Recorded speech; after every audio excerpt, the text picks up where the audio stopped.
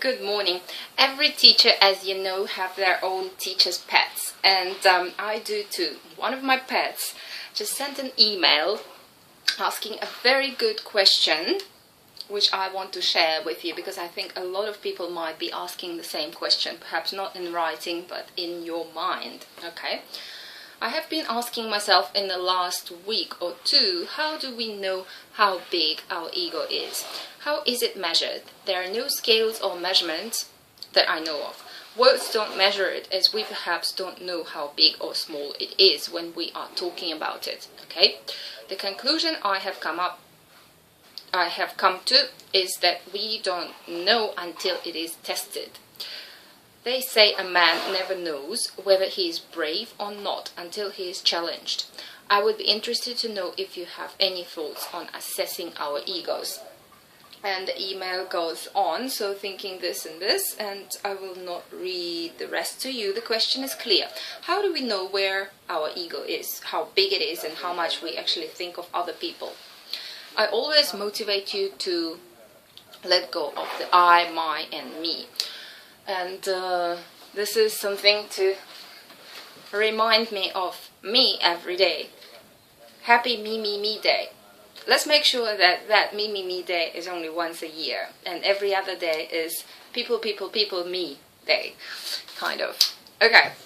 But are we doing something altruistic here? You know, not caring about ourselves and sacrificing our lives for other people? No.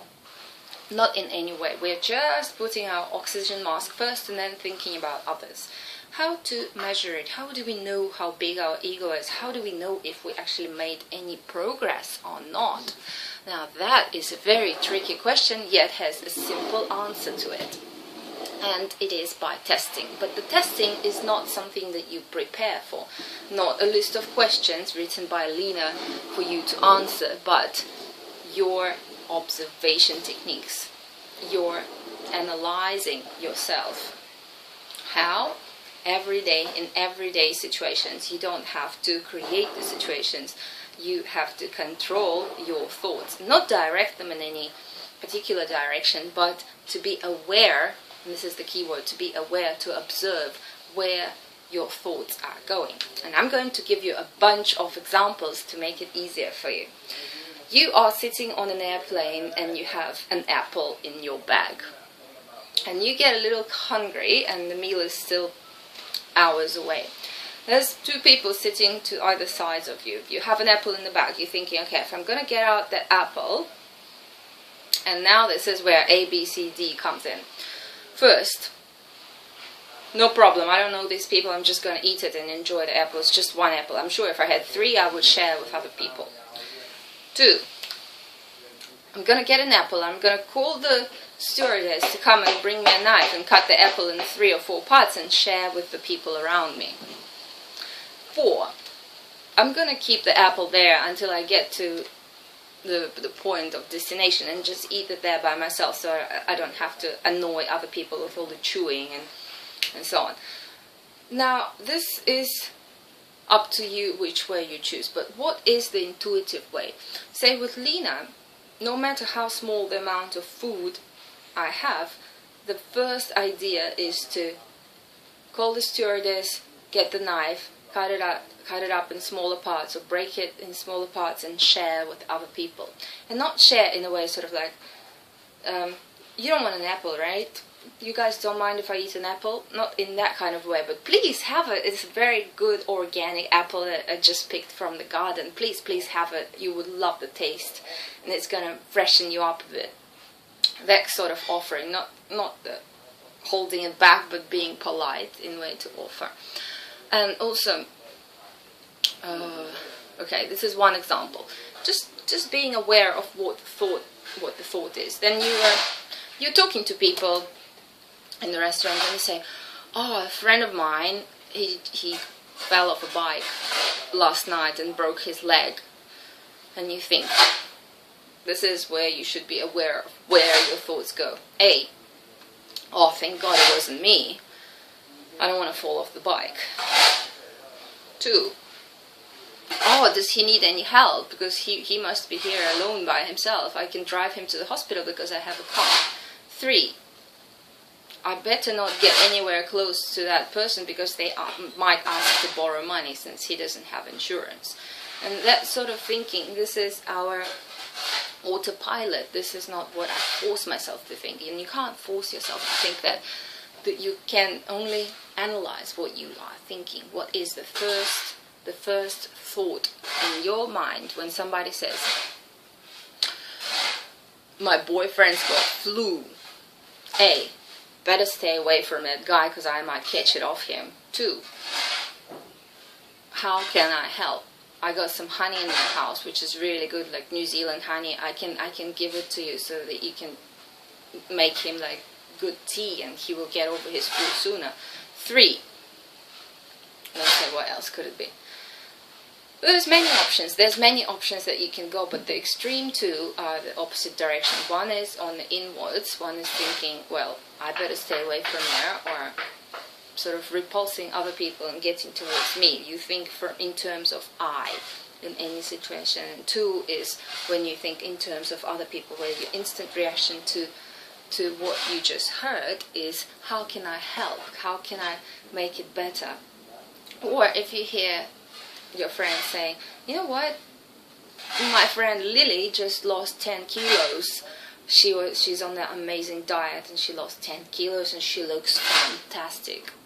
A, I didn't lose 10 kilos. I'd like to lose 10 kilos and I would like to lose fantastic. Damn, I ended that girl. 2, I am so happy for her. Her self-esteem must have gone up. And I would like to see her and I would like to congratulate her and maybe give her, I don't know, a bag of fruit just to motivate her to stay in that state and not slide back to the spaghetti diet.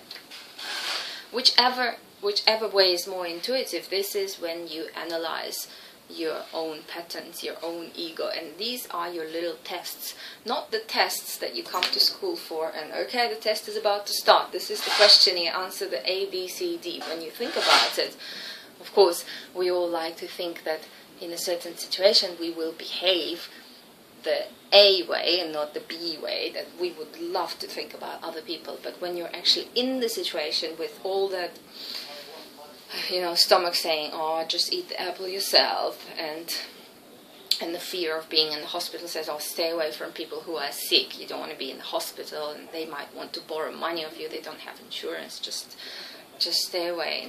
And, that kind of thing. And in a test situation, when it's a question on paper, yeah, sure, I would love to help. That's me. I would like to be that person. And often we assume that we are that person when we're actually not. We're in the situation. When we are in the situation, we do not behave that way. So the only way is to go about your normal life and find these situations, but be aware of where your thoughts flow. And don't feel guilty for any thoughts. Just give yourself an A, B, or a C, or a fail for every thought that flows through your mind. And as smart as you are, you will have all sorts of excuses coming up with, your brain will come up with excuses. You can say, okay, my friend's boyfriend is sick with chicken pox. And your excuse will be, I've never had chicken pox, so I'm not the right person to take him to the hospital at 6 a.m. because I might catch it off him, and then I don't have insurance, and I have to do many things. So I'm not in the position to do that for somebody, but somebody else could. I'm sure there are people who are less busy and who have strong immune system. They could help, but it's not me. Or let's say if you hear that somebody is struggling in some way and they don't have insurance, they just had a motorbike accident and they are borrowing money from here and there for their operation. And this is a common thing in Samui. What can you say? Well, I'm not really rich and I don't have much to give, so that's not going to be me. So you say to them, well, I wish I could help. But I'm sure there are other rich people who have jobs and loads of savings, so it's up to them. They can help. And you kind of step away. That sort of thinking, that sort of excuses. But instead of thinking, okay, what can I do? How can I go around this? What can we make? Maybe we could go and, I don't know, sell some of the fruits for Thai people and make an extra profit, and that would go for them, or organize some campaign for raising money, or this and this and this, and not just with words like we should do something to raise the money. Yes, I just did a good thing, I just thought about it, but it's not action yet, and you haven't raised any money, so it doesn't count, right? These little situations everywhere. It's not only about people getting into the hospital, or about people, or about sharing food. It's about every single little situation. When your co-workers say, you guys having lunch together, we're having lunch outside in an Italian restaurant, and you think like, I really want to have sushi, so I'm not going to go with them, although it's important, the bonding is important much more than the food. And you say, well, okay guys, I'm having sushi by myself, bye, enjoy your meal, and create an instant yet very thin wall, but it is a wall of separation from other people and putting your needs first. Although they're not really needs, it's not part of the oxygen mask. You can have what they're having, perhaps they have salads in that area, but it is putting people first. And in other, when you hear examples, let's say an example of what we had 4 months ago, 5 months ago, when was it? When your niece didn't want to stop drinking soda drinks, and we were talking about that, how to substitute the soda drinks and what to offer her, at least try to offer her an alternative. Remember?